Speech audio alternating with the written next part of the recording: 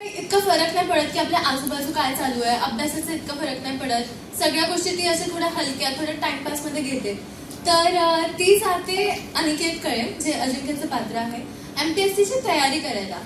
आणि फिल्म मध्ये कल्पनाची जी ही जर्नी दाखवली आहे की she goes from this unaware privileged girl to becoming someone who is aware, जिला म्हणजे ती आपल्या संविधानाचा अभ्यास करते, आपला MPSC UPSCचा अभ्यासक्रम जेव्हा वाचते तेव्हा एका माणसामध्ये, फक्त तिच्यातच नाही तर जे कोणी हा सगळा अभ्यासक्रम शिकतात त्यांच्यामध्ये काय बदल होतो आणि त्यांची थॉट प्रोसेस कशी वेगळी असते, किंवा त्यांच्यात जी अशी प्रेरणा असते की काहीतरी बदलायला पाहिजे. आणि हा जो सिस्टमचा आपण भाग आहे तो कुठेतरी कोणीतरी आवाज उचलायला पाहिजे, कारण आपण जस्ट सायकल एका लूप मध्ये फसलेलो आहोत.